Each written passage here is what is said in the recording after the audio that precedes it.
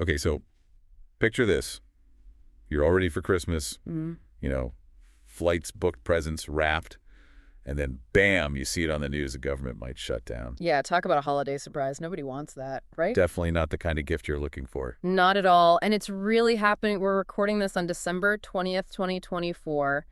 And the U.S. government is teetering on the edge of a shutdown, all because Congress can't seem to agree on a spending bill. And we know you, our listeners, want to know what's going on. So we've been digging through a ton of news articles from sources like the New York Post, CBS, Reuters, ABC, trying to get to the bottom of this whole mess. Absolutely. We've got a lot to unpack. We do, and you're not going to believe this. One of the big players in this whole drama is Donald Trump. Yeah, you heard right. The former president is back in the spotlight, and it's shaking things up.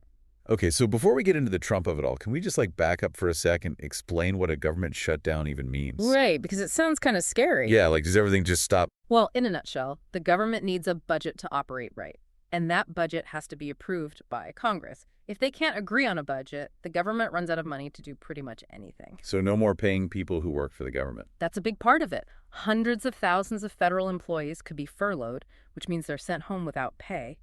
And then all sorts of government services get disrupted. Everything from national parks to passport processing could be affected. Wow, so it's not just like a day off for everyone. Definitely not. It has a ripple effect throughout the whole economy.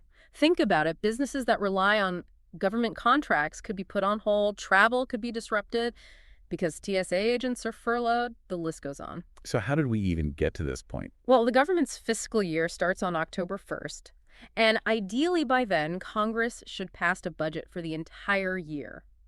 But this year, they couldn't agree. So they did what they often do. They kicked the can down the road with a temporary funding bill called a continuing resolution. Ah, so like a Band-Aid solution. Exactly. It was supposed to give them until December 20th today to figure out a long-term plan, but as you can see, that didn't quite pan out. Clearly not.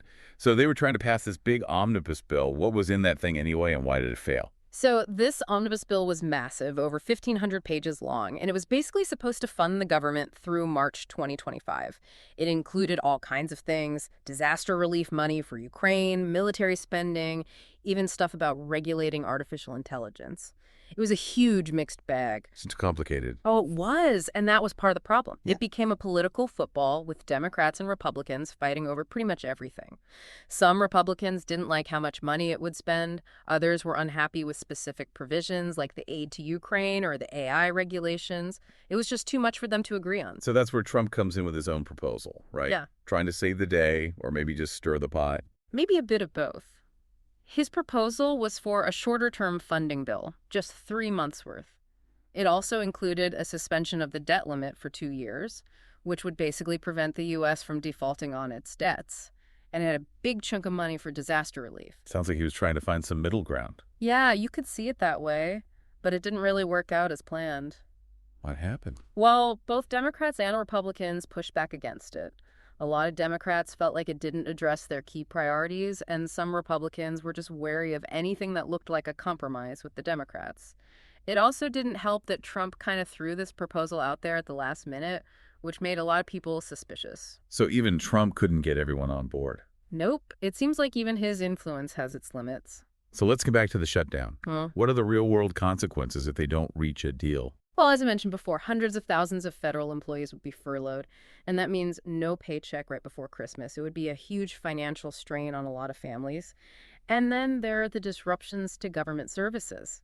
Think about it. The IRS might slow down processing tax refunds. Passport applications could be delayed. National parks might have to close. Oh man, imagine trying to travel during the holidays with a shutdown going on. It would be a nightmare.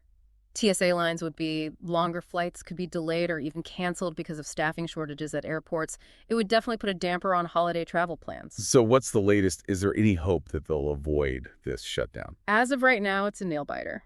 They're still negotiating behind closed doors. House Speaker Mike Johnson is saying he's optimistic, but, politicians always say that. There are a few different options on the table. One is a clean continuing resolution, which would just extend funding at current levels for a short period without addressing any of the controversial stuff. Another option is to hold separate votes on some of the key sticking points, like the debt ceiling or aid to Ukraine. So it sounds like they're still trying to find a way out of this mess. They are, but the clock is ticking and the pressure is on. It's really fascinating to watch this whole thing unfold because it shows just how complicated our political system is and how these disagreements in Washington can have a real impact on people's lives. Yeah, it's a good reminder that even if you don't work for the government, what happens in D.C. can affect you. Absolutely.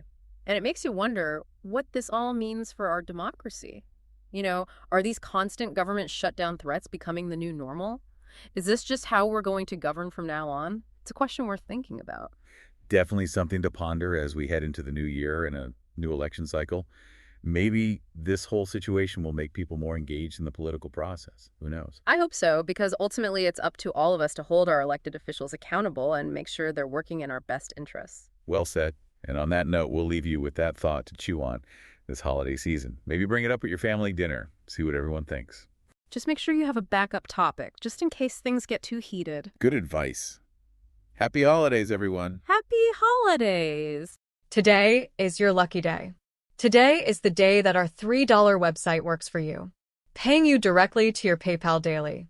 Imagine $3 ongoing continuous payments to your PayPal account. Imagine falling asleep and waking up to $300 in your PayPal account. How would this make you feel? How could this help you? What bills could you pay? What kind of fun could you have? What does that retirement look like now? All for a one-time payment of $3. This website is DFY done for you, fully built and completely hosted, and never stops collecting payments for you. You have spent $3 on coffee on a regular, but that coffee won't help you create multiple streams of income. Click the link below.